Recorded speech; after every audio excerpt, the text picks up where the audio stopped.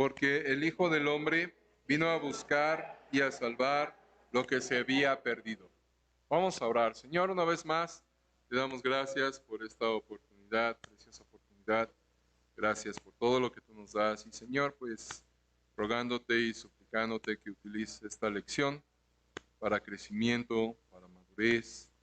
De igual manera, si hay alguien que todavía no te conoce como Salvador, que tú utilices, Señor, tu palabra, el Evangelio, que resplandezca en su corazón y se dé cuenta de la necesidad que tiene de ti.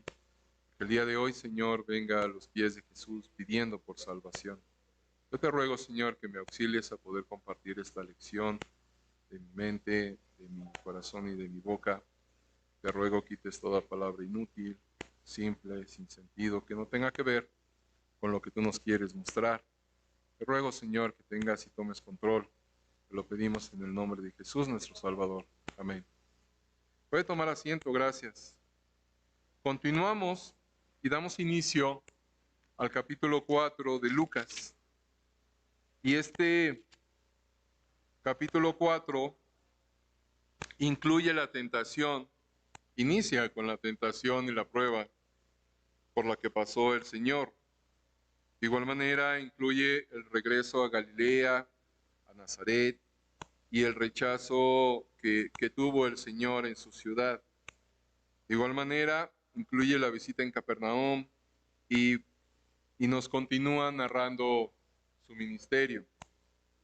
Como hombre, el Señor fue tentado por Satanás, y es lo que vamos a ver en los siguientes puntos. Estas eran tentaciones humanas. Estas tentaciones son como todas aquellas a las que todos nosotros nos enfrentamos de una o de otra manera. Todos sufrimos tentación, todos sufrimos prueba, todos somos tentados, y vamos a ver y a entender un poquito por qué somos tentados.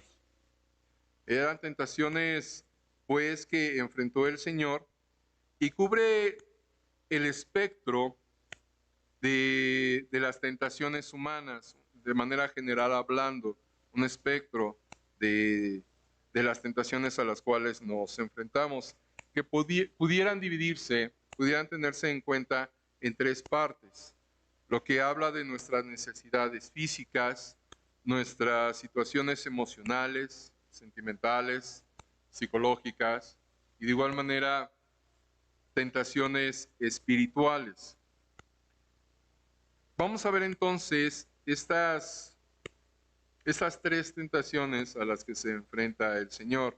La primera es cuando Él es tentado o lo incita a Satanás a tentar, a transformar las piedras en pan para satisfacer las necesidades de su cuerpo. Él, vamos a ver, tenía hambre. Y vamos a aclarar algo. El pan, por supuesto, es el sustento básico de la vida, hablando de manera general. No siempre comemos y no todo el tiempo estamos comiendo pan. Todo lo que implica comida, ¿sí? Es el sustento básico de la vida. Nuestro cuerpo necesita comida, necesita alimento. En esta ocasión, en esta escena, el Señor está padeciendo hambre. Y podemos hacer aquí una pregunta. ¿Qué pudiera haber de malo en haber realizado el milagro de transformar las piedras en pan? ¿Qué pudiera haber de malo? Podríamos pensar, pues nada, pero el Señor tiene un propósito, y Él demuestra la verdad de un gran principio. Y este principio es que no solo de pan vivirá el hombre, no solo de pan vivirá el hombre. Y esta frase, esta palabra del Señor, es contraria al pensamiento de esta época, pensamiento de materialismo, materialismo puro, materialismo duro, que vive solamente para satisfacer nuestros caprichos, ya no nada más nuestras necesidades, sino más allá, nuestros caprichos. El hombre actual, el hombre de la sociedad actual, mantiene vigente una frase antigua de los gladiadores, cuando un día antes de salir al Coliseo, Ellos decían, comamos y bebamos, que mañana moriremos.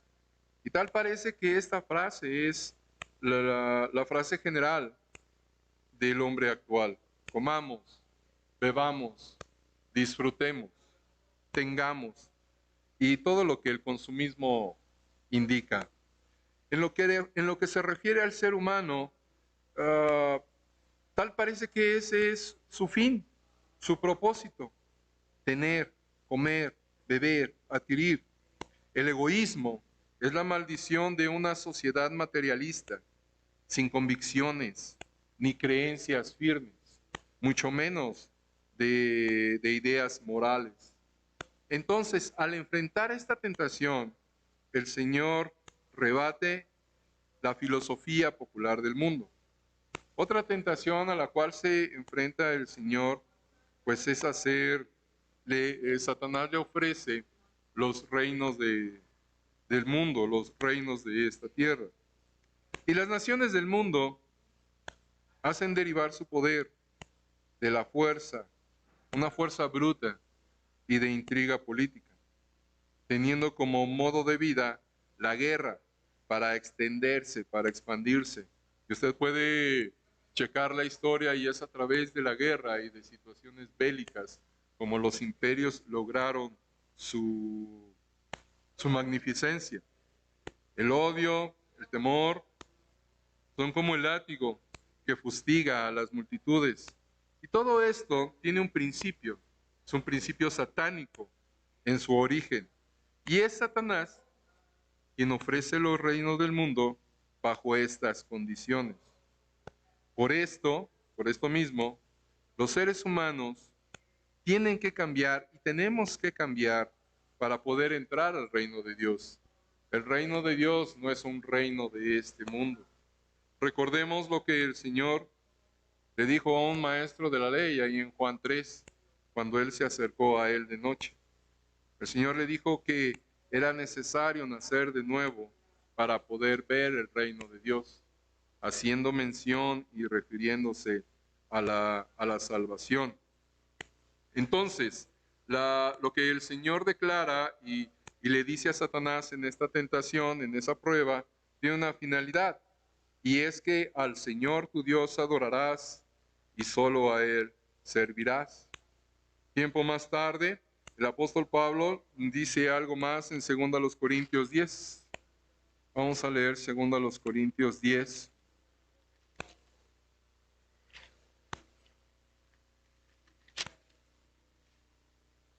Versículo 3, en donde el apóstol dice así: pues aunque andamos en la carne, no militamos según la carne, porque las armas de nuestra milicia no son carnales, sino poderosas en Dios para la destrucción de fortalezas, derribando argumentos y toda altivez que se levanta contra el conocimiento de Dios.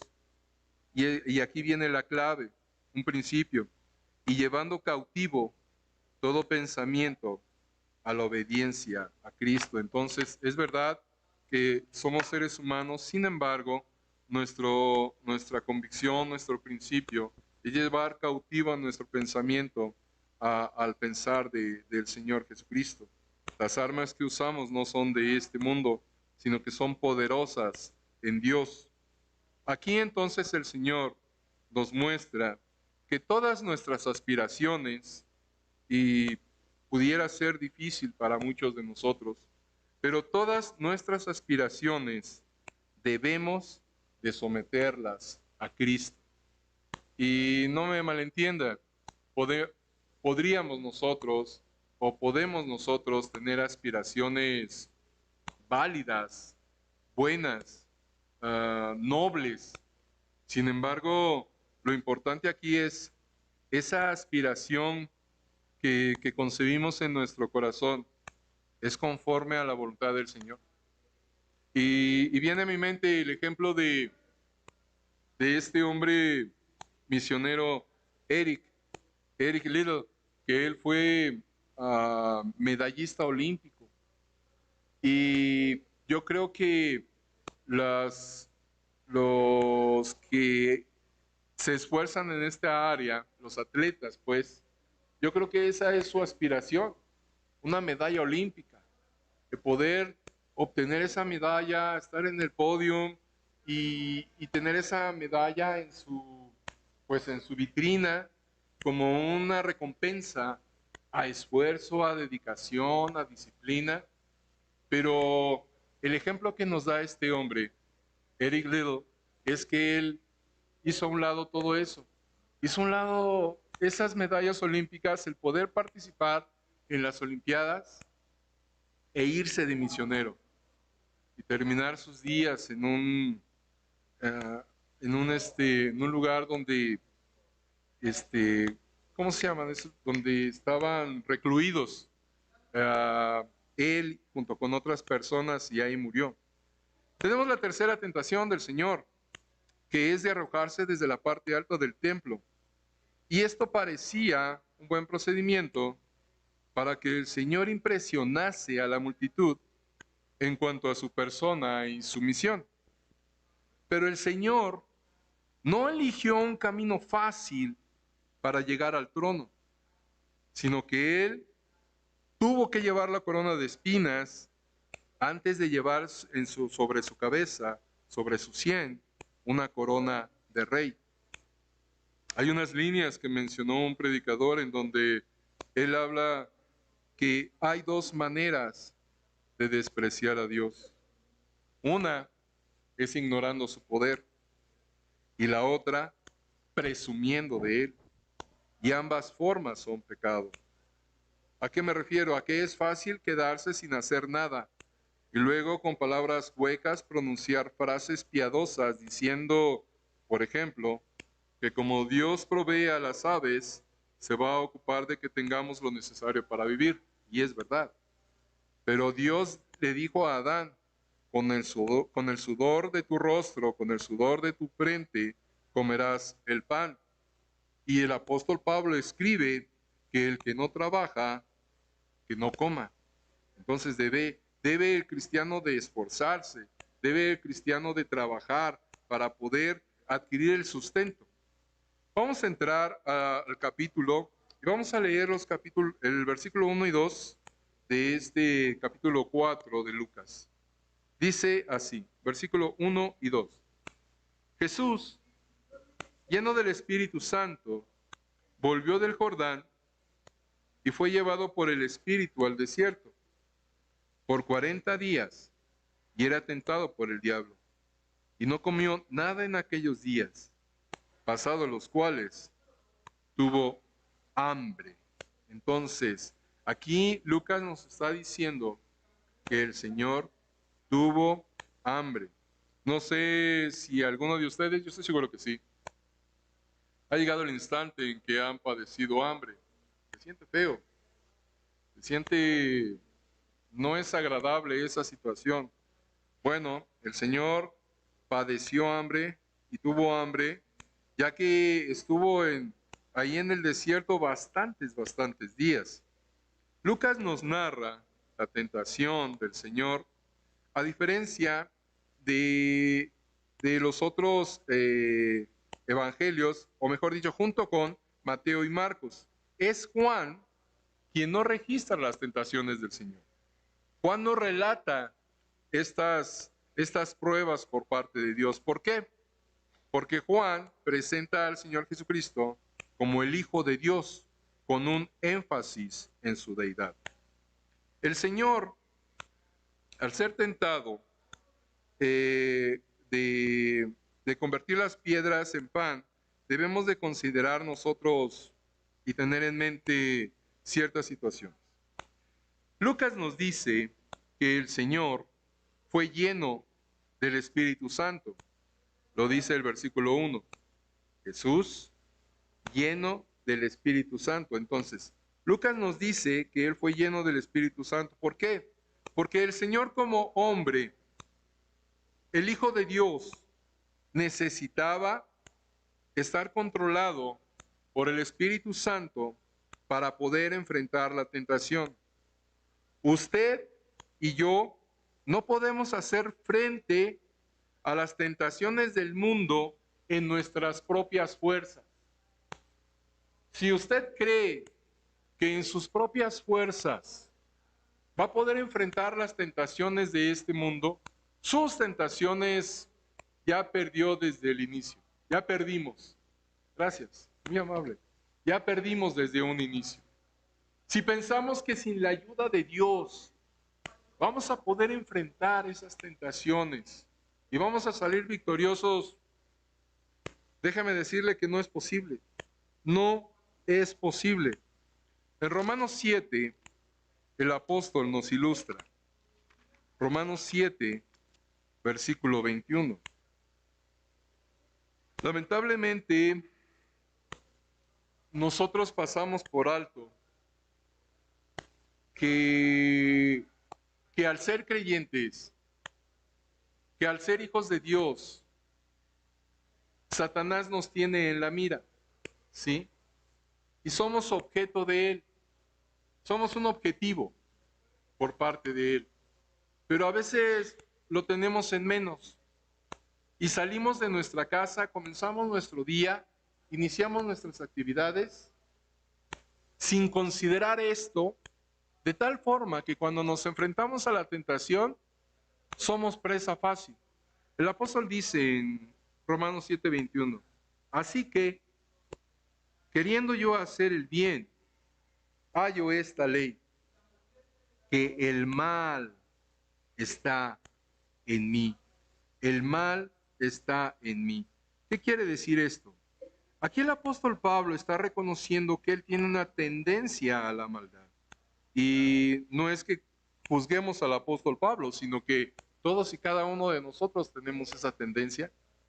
Todos y cada uno de nosotros, por nuestra naturaleza caída, tenemos esa tendencia al mal, más identificado como nuestra carne, nuestras pasiones, nuestros deseos. Así lo enseña el apóstol Pablo.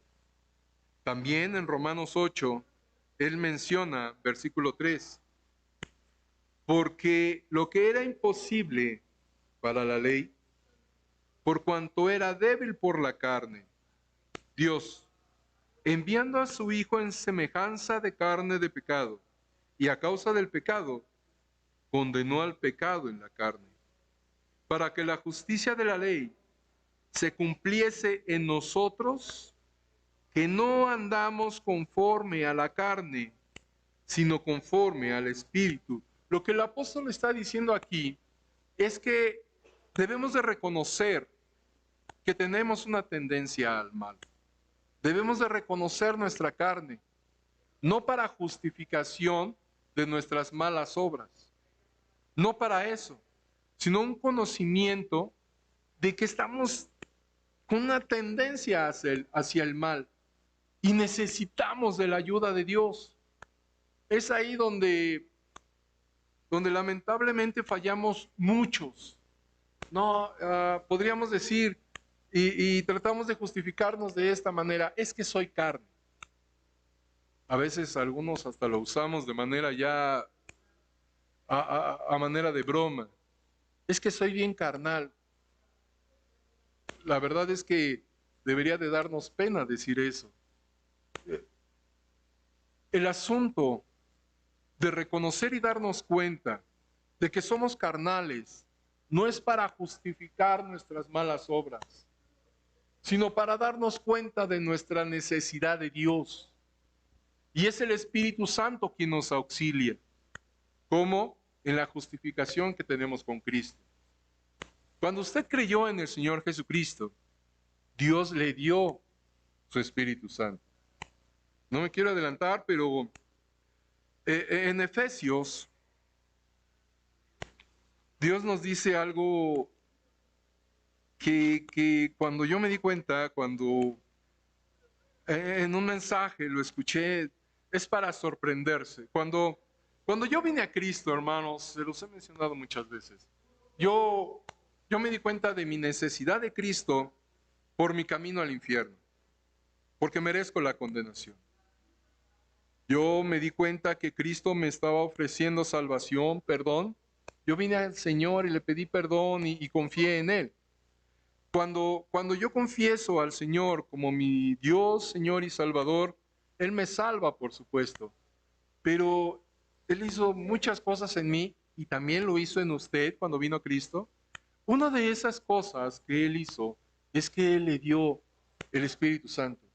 Y el Espíritu Santo mora en su corazón. Dice aquí en Efesios 1:13. En Él, hablando del Señor Jesucristo, en Él también vosotros, habiendo oído la palabra de verdad, el evangelio de vuestra salvación, y habiendo creído en Él, fuisteis sellados con el Espíritu Santo de la promesa. Aquí el apóstol está diciendo, ustedes que oyeron y creyeron, fueron sellados con el Espíritu Santo. El día que usted vino a Cristo, cuando su nombre fue escrito en el libro de la vida, cuando sus pecados fueron perdonados, cuando el Señor le dio el regalo de la vida eterna, le dio el Espíritu Santo. Y el Espíritu Santo mora en su corazón, mora en su corazón. De tal manera que el Señor le dio el recurso para que usted pueda afrontar las tentaciones, o mejor dicho, huir de las tentaciones, no caer en las tentaciones. Pero es cuando caemos en la noticia, cuando caemos en cuenta de que ignoramos tal recurso y nos vamos, como dicen en mi colonia, nos vamos en banda a la tentación. Y nos explica Santiago que caemos en la tentación, se concibe el pecado y se concibe la muerte. Queriendo decir, perdemos nuestra relación con Dios. Gracias a Dios tenemos abogado en Cristo, el justo, para poder reconciliarnos con Dios. No perdemos la salvación, pero estamos haciendo menos ese recurso que Dios nos ha dado, que es el Espíritu Santo. Entonces, en esta tentación que el Señor va a enfrentar, y todavía no entramos a la tentación, pero el Señor es lleno del Espíritu Santo y ese Espíritu Santo mora en usted, mora en mí. Gracias a Dios. Tenemos el recurso para poder huir de la tentación, para no caer en la tentación. Pero ¿qué sucede entonces? Que lo hacemos menos, lo ignoramos, hacemos caso a nuestra carne, mordemos el cebo de Satanás y nuestra vida es un desastre. Nuestra vida es un desastre. La invitación del apóstol Pablo también está aquí en Efesios, en el capítulo 5, versículo 18.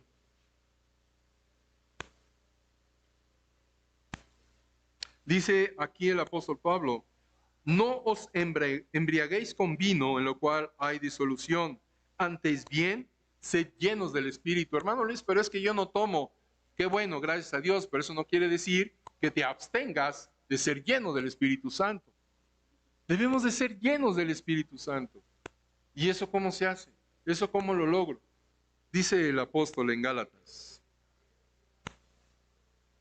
una carta atrás, en Gálatas 5:16. Gálatas 5:16 dice, digo, pues, andad en el Espíritu y no satisfagáis los deseos de la carne.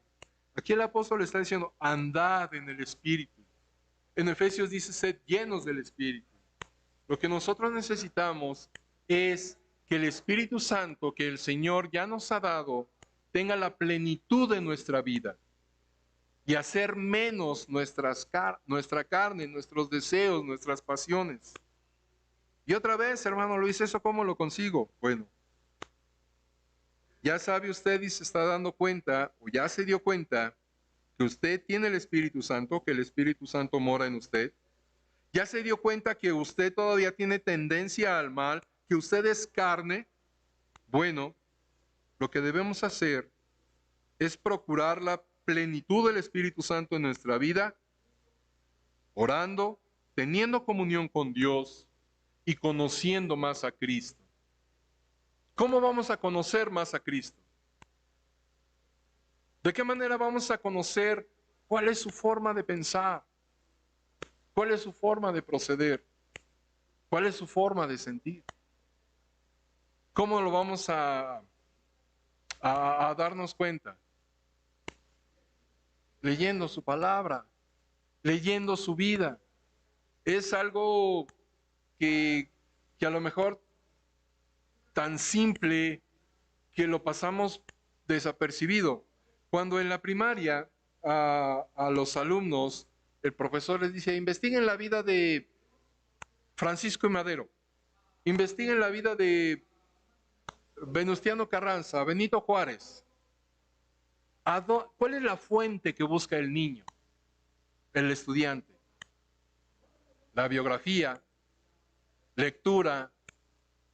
Actualmente, bueno, estoy hablando de mis tiempos, ustedes me entienden. Irse a la biblioteca, comprar un libro, la monografía y leer para conocer.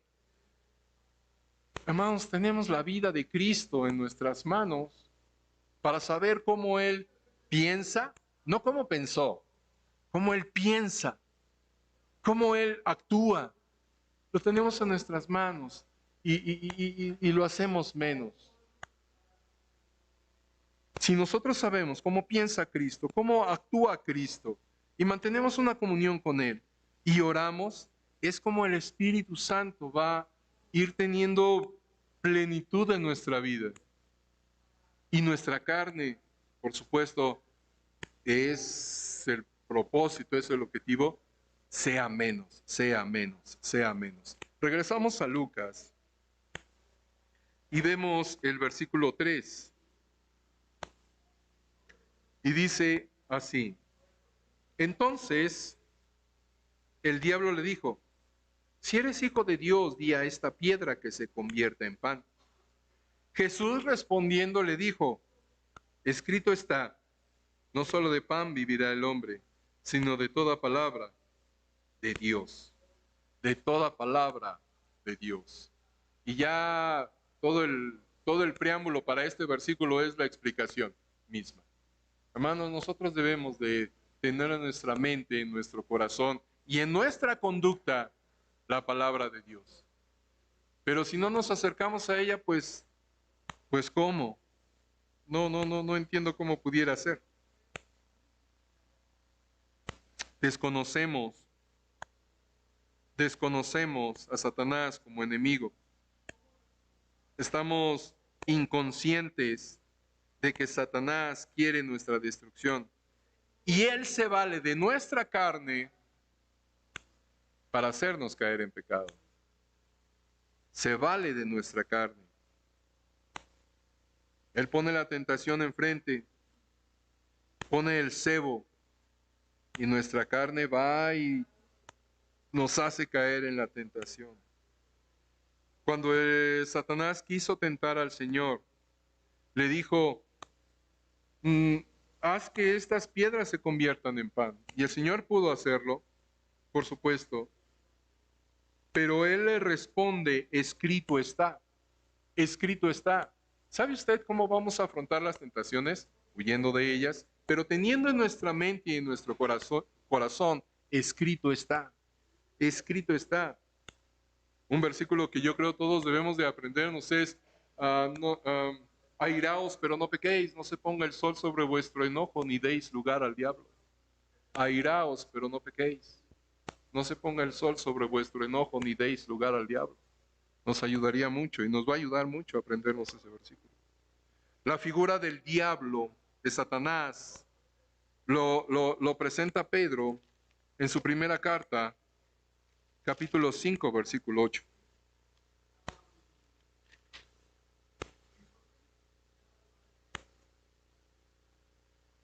Dice aquí, primera de Pedro 5:8, sed sobrios y velad, porque vuestro adversario el diablo, como león rugiente, anda alrededor buscando a quien devorar, y tristemente ya ha devorado muchos.